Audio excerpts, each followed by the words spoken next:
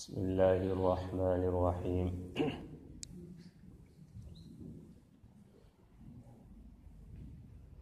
ساتویں پارے کا خلاصہ،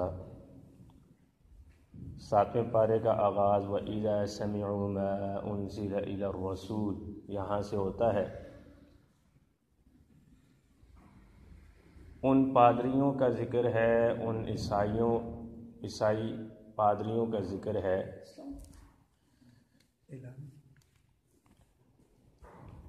کہ جو رسول کی بات کو سنتے ہیں تو سننے کے بعد ان کی آنکھوں سے آنسو جاری ہو جاتے ہیں۔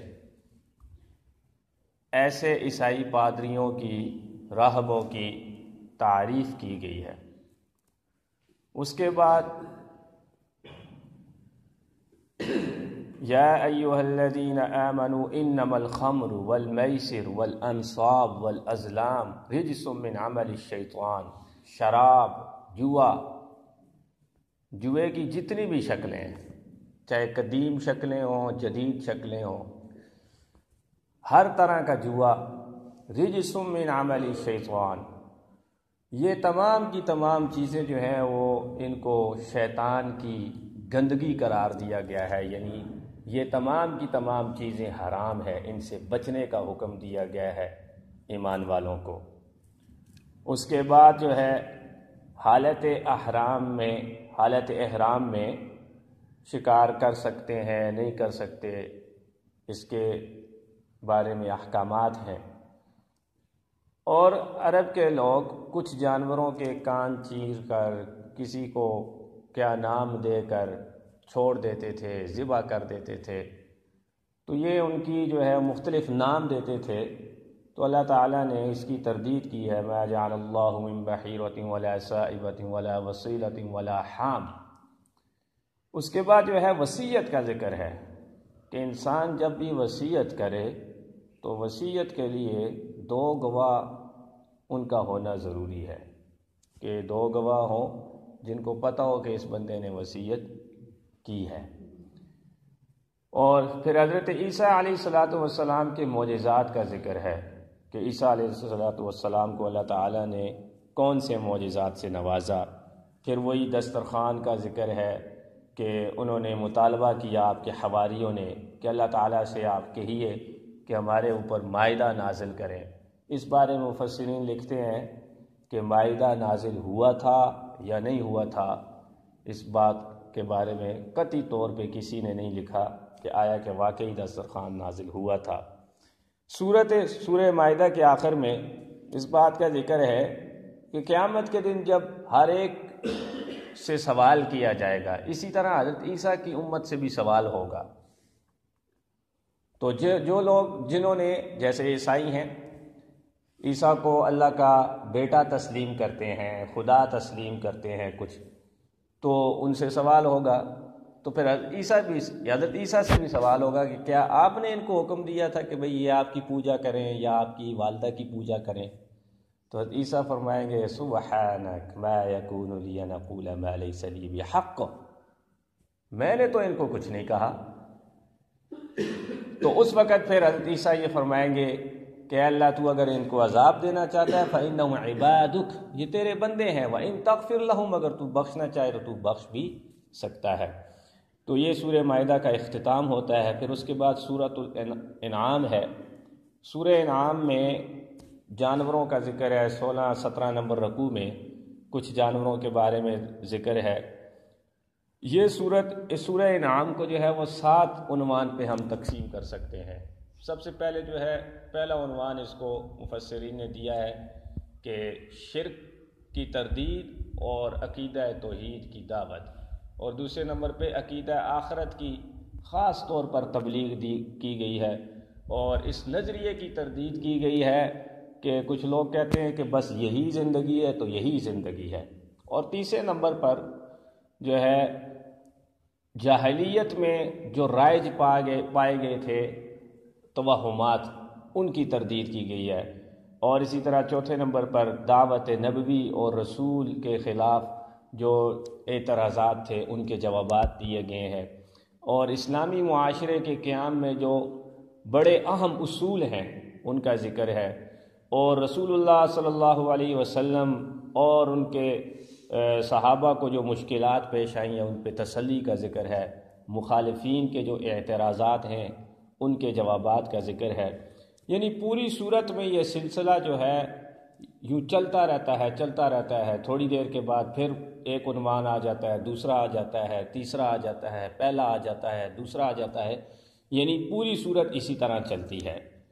شروع میں اللہ تعالیٰ نے ایک نشانیاں ذکر کی ہیں کہ کائنات میں غور و فکر کرو کہ کائنات میں کتنی زیادہ چیزیں ہیں، ان پہ اگر آپ غور کرو گے تو آپ خدا کو ایک تسلیم کر لو گے۔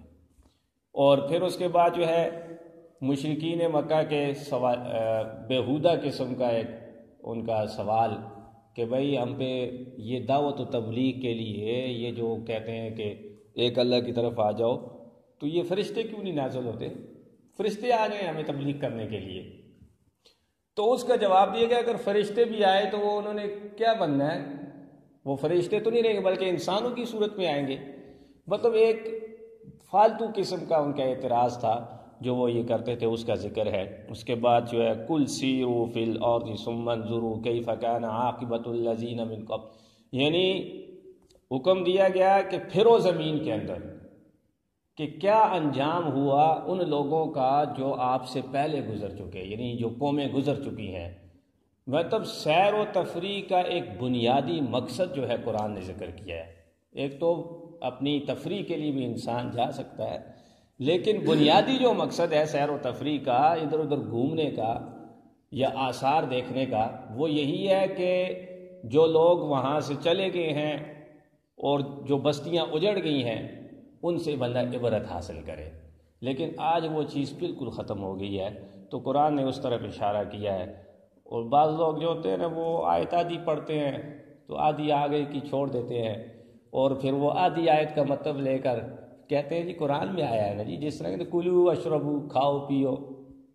اب جس نے اپنی زندگی کا مقصد کھانا پینا ہی ہے تو وہ اپنے مقصد کی آیت یا ٹکڑا وہ لے گا، کہے گا کہ کلو اشربو قرآن میں آیا ہے نا، آگے نہیں پڑھتا ولا تسرفوا فی الارض، کھاؤ پیو لیکن زمین میں فساد نہ کرو۔ فساد اس چیز کا نام تو نہیں ہے کہ آپ ڈنڈا لے کر جو ہے نکل جائیں اور جو ہے وہ توڑ پھوڑ شروع کر دیں، یہ فساد نہیں ہے، اللہ کی نافرمانی سب سے بڑا فساد ہے۔ تو اس چیز کو بندہ سوچے۔ اسی طرح کل سیروا فی الارض ثم انظروا کیف کان عاقبۃ الذین من قبلہم، سیر و تفریح بندہ کرے لیکن ساتھ میں اس مقصد کو بھی سامنے رکھے۔ اس کے بعد جو ہے آگے ذکر ہے، اگلے رکوع میں ذکر ہے حشر کے میدان کا منظر کھینچا گیا ہے کہ حشر کے میدان میں جب اللہ تعالیٰ سامنے کریں گے جو یہ مشرکین ہیں یا مسلمان جو ہوں گے جنہوں نے اپنے اپنے شریک بنائے ہوئے تھے، ان کے کہا جائے گا کہ اپنے اپنے شریکوں کو لے آؤ، تو اس وقت وہ کہیں گے کہ بھئی ہم نے تو ان کو نہیں کہا تھا کہ یہ ہماری پوجا کریں، بلکہ یہ خود ہی جو ہے وہ ہماری پوجا کرتے تھے، ہماری باتوں میں آ جاتے تھے۔ اور پھر اس وقت جہنم کے کنارے کھڑے ہوں گے اور افسوس کریں گے یا لیتنا نرد، اے کاش ہمیں لوٹا دیا جائے، ہمیں کیا کر دیا جائے، دنیا میں لوٹا دیا جائے، لیکن پھر وہاں لوٹنے والا کام نہیں ہوگا۔ اس سے اگلے رکوع میں دنیا کی زندگی کے بارے میں بتایا گیا ہے کہ دنیا کی زندگی کیا ہے، وَمَا الْحَيَاةُ الدُّنْيَا إِلَّا لَعِبٌ وَلَهْوٌ، کھیل تماشا ہے، کھیل تماشا ہے دنیا کی زندگی۔ اور حقیقت میں اگر دیکھا جائے آج کے دور میں تو بچپن سے لے کر جوانی بڑھاپے تک سارے کھیلتے ہی رہتے ہیں۔ آپ دیکھ لیں تو کہتے ہیں جی بھائی کیا یہی زندگی ہے جی، کھیلو، ٹھیک ہے جی، عیاشی کرو۔ مطلب کوئی بھی سٹیج آج کے دور میں اس کھیل سے خالی نہیں ہے۔ بوڑھا ہے وہ بھی کسی نہ کسی کھیل میں مشغول ہوگا، جوان ہے تو وہ تو کہے گا تو میں تو جوان ہوں، جوانی کس کام کی ہے، کھیلنے میں ہے۔ اور جو بچے ہیں وہ تو چلو ان کا بچپنا ہی ہے، تو کھیل ہی کھیل ہے۔ وَمَا الْحَيَاةُ الدُّنْيَا إِلَّا لَعِبٌ وَلَهْوٌ، دنیا کی زندگی کو قرآن نے ذکر کیا ہے کہ دنیا کی زندگی کھیل اور تماشا ہے۔ اس کو اگر مقصد بنا کے انسان جیے گا تو اس کا یہ آگے آخرت والی زندگی اس کی بن جائے گی۔ اس کے بعد دعوت و تبلیغ کی راہ میں آنے والی مشکلیں، مصائب کا ذکر ہے اور ان پہ ثابت قدمی کا ذکر ہے۔ اگلے رکوع میں وَمَا أَرْسَلْنَا فِي قَرْيَةٍ مِّن نَبِيٍّ إِلَّا أَخَذْنَا أَهْلَهَا بِالْبَأْسَاءِ، کہ جس بستی میں بھی رسول آیا ہے تو اس کو کسی نہ کسی نے جھٹلایا ہے، قوم نے جھٹلایا ہے۔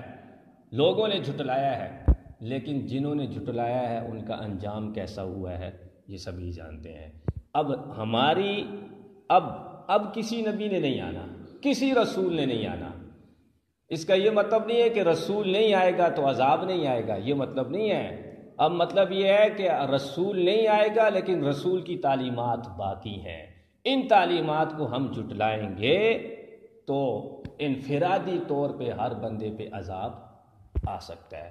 وہ الگ بات ہے کہ مجموعی طور پہ اس امت پہ عذاب نہیں آ سکے گا، کیونکہ آپ صلی اللہ علیہ وسلم جاتے جاتے یہ دعا کر گئے کہ یا اللہ میری امت کو تباہ نہ کرنا۔ یہ تو حضور علیہ الصلوۃ والسلام کی دعا ہے، ورنہ آج سارے کے سارے تباہ و برباد ہو چکے ہوتے۔ اس سے اگلے رکوع میں وَأَنذِرْ بِهِ الَّذِينَ يَخَافُونَ يُحْشَرُوا إِلَىٰ رَبِّهِمْ، قیامت کے دن سفارشیں کام نہیں آئیں گی، کوئی کسی کے کام نہیں آئے گا۔ اس بات کی نفی کی گئی ہے، نہ طاقت، نہ دولت، نہ مال، نہ شہرت، کچھ بھی کام نہیں آئے گا۔ کام اگر کچھ آئے گا تو اپنا عمل کام آئے گا۔ اس سے اگلے رکوع میں وَعِندَهُ مَفَاتِحُ الْغَيْبِ لَا يَعْلَمُهَا إِلَّا هُوَ، غیب کے خزانے کی کنجیاں اللہ نے اپنے پاس رکھی ہیں، کسی کو بھی نہیں دی، کسی کو بھی نہیں دی۔ اور پورے کا پورا علم جس کو کہتے ہیں نا، پورا علم کائنات کا پورا علم، وہ اللہ تعالیٰ نے کسی کو بھی نہیں دیا، اپنے پاس رکھا ہے۔ اور جس طرح قرآن میں آتا ہے نا کہ 5 چیزوں کا علم اللہ نے اپنے پاس رکھا ہے، تو 5 نکال دیں، ایک بھی نکالیں تو پھر بھی مطلب پورا علم کسی کے پاس، مطلب پورے علم میں سے ذرا سا بھی کسی کو نہیں مل سکتا۔ انبیاء کو جو اللہ تعالیٰ نے علم دیا ہے وہ بھی اللہ تعالیٰ کا دیا ہوا ہے، اس کو عطائی علم کہتے ہیں، اس کو علم غیب نہیں کہتے، علم غیب خاصہ اللہ تعالیٰ کا ہے۔ اس سے اگلے رکوع میں قوموں پہ جو عذاب ہیں ان عذاب کی قسموں کا ذکر ہے کہ کسی پہ ہوائیں چلائیں جو ہے، کسی کو زمین میں دھسا دیا، کسی پہ پتھروں کی بارش ہوئی ہے، بستی کو اوپر لے جایا گیا اور اس کو نیچے پلٹا گیا۔ تو یہ ذکر کر کے اس بات کی طرف اشارہ کیا ہے کہ آپس پہ جو یہ خانہ جنگی ہوتی ہے نا، خانہ جنگی، جس طرح ہم کہتے ہیں ملک خانہ جنگی کا شکار ہے، یہ خانہ جنگی یہ اللہ کا عذاب ہے۔ خانہ جنگی کیا ہے؟ اللہ کا عذاب ہے۔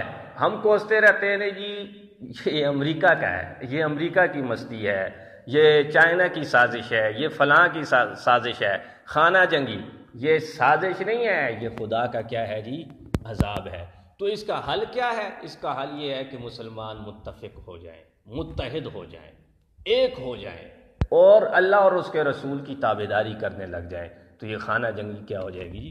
ختم ہو جائے گی۔ اس کے بعد جو ہے حضرت ابراہیم علیہ السلام کا ذکر ہے، وَإِذْ قَالَ إِبْرَاهِيمُ لِأَبِيهِ آزَرَ أَتَتَّخِذُ أَصْنَامًا آلِهَةً، اپنے باپ سے مکالمہ، اپنی قوم سے مکالمہ ہے، سورج دیکھا، چاند دیکھا، ٹھیک ہے، وہ ساری بات ذکر ہے۔ اس کے بعد جو ہے وہ 18 نبیوں کا ذکر ہے، 18 نبیوں کا ذکر ہے کہ وہ 18 کے 18 ان کی جو دعوت ہے اور رسول اللہ صلی اللہ علیہ وسلم کی جو دعوت ہے یعنی قرآن کی، یہ دعوت کیا ہے؟ ایک ہے۔ پھر کیوں نہیں تم رسول کی بات کو تسلیم کرتے؟ اور دوسرا 18 نبیوں کا ذکر کر کے اس بات کی طرف اشارہ کہ وَلَوْ أَشْرَكُوا، اگر ان 18 میں سے کوئی ایک بھی ہے، یہ سارے کے سارے اگر شرک کرتے، لَحَبِطَ عَنْهُمْ، ان سب کے اعمال کو اللہ کہتے میں ضائع کر دیتا۔ یہ سمجھانے کے لیے نبی تو شرک سے کیا ہے؟ پاک ہے۔ پھر میں اور آپ کیسے جو ہے وہ شرک کر کے اس خوش فہمی میں مبتلا رہے کہ کل جو ہے بروز معاشر مجھے پیر صاحب چھڑا لیں گے یا مجھے نبی چھڑا لیں گے۔ مشرک کو کل قیامت کے دن سچا ولی، سچا پیر، سچا نبی بھی نہیں چھڑا سکے گا۔ مشرک کی معافی نہیں ہے۔ اس لیے اپنے عقائد کو، یہ دیکھیں عقیدہ توحید پر بہت زیادہ زور دیا گیا ہے قرآن کے اندر، تو اپنا عقیدہ توحید کو درست کرنے کی ضرورت ہے۔ اس کے بعد آگے پھر یہودیوں کا ایک فالتو قسم کا اعتراض جس کو ہم کہنے لگے ما انزل اللہ علی بشر من شیء، ان کو کہا نا کہ بھئی رسول پہ ایمان لے آؤ، قرآن کو تسلیم کر لو، کہنے کہ ما انزل اللہ علی بشر من شیء، اللہ نے تو کسی انسان پہ کچھ نازل ہی نہیں کیا۔ تو اللہ نے فرمایا کہ وہ تورات جس پہ نازل ہوئی تھی وہ کون تھا؟ کون تھا جی؟ انسان تھا نا۔ تورات کس پہ نازل ہوئی؟ موسیٰ علیہ السلام پر۔ موسیٰ انسان نہیں تھے؟ اور انجیل کس پہ نازل ہوئی؟ عیسیٰ علیہ السلام پر، انسان نہیں تھے۔ زبور کس پہ نازل ہوئی؟ حضرت داؤد پر، انسان نہیں تھے۔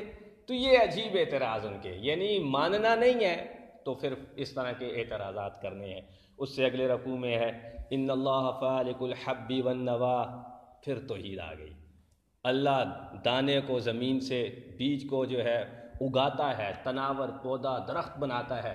پھر وہو الذی جعل لکم النجوم، جس نے ستارے بنائے، پھر جس نے جو ہے وہ ہر ایک چیز بنائی۔ وہو الذی انشأکم من نفس واحدہ فمستقر ومستودع، یعنی بہت ساری چیزوں کا ذکر کر کے اللہ تعالیٰ نے اس بات کی طرف اشارہ کیا ہے کہ ان چیزوں میں غور کرو اور مجھے ایک مانو۔ اور اسی طرح آخری رکوع میں بدیع السماوات والارض انا یکون لہ ولد ولم تکن لہ صاحبہ، کہ اللہ کی کوئی اولاد نہیں ہے، نہ اللہ کی بیوی ہے، نہ اللہ کی کوئی اولاد ہے، بلکہ اللہ نے ساری کائنات کو بنایا ہے۔ اور آخر کے اندر ایک بات سمجھائی ہے وَلَا تَسُبُّوا الَّذِينَ يَدْعُونَ مِن دُونِ اللَّهِ فَيَسُبُّوا اللَّهَ عَدْوًا بِغَيْرِ علم، کافروں کو گالی مت دو، کافروں کو سمجھاؤ ضرور لیکن گالی مت دو۔ کیوں؟ کیا ہوگا؟ وہ تو مانتے بھی نہیں ہیں۔ اگر مانتے نہیں ہیں اور ان کو علم بھی نہیں ہے، وہ اللہ کو اچھی طرح جانتے ہی نہیں ہیں، رسول کو اچھی طرح جانتے ہی نہیں ہیں، جب تم گالی دو گے تو وہ مڑ کے گالی دیں گے۔ وہ مڑ کے کیا کریں گے؟ گالی ایک نہیں بلکہ 2 گالیاں دیں گے، 3 گالیاں دیں گے۔ وہ رسول کو بدنام کریں گے، وہ اللہ کو بدنام کریں گے، وہ اسلام کو بدنام کریں گے۔ تو یہ ایک دعوت و تبلیغ کا ایک طریقہ بتایا کہ بھئی کافروں کو جب دعوت و تبلیغ، کافروں کو کوئی بات سمجھانی ہے تو گالی نہیں دینی۔ اب اس سے ایک اور بات سمجھ میں یہ آتی ہے کہ جب مسلمان آپس میں بات کریں، ایک دوسرے کو سمجھائیں، تو کیا گالی دینا ان کو زیب دیتا ہے؟ نہیں دیتا۔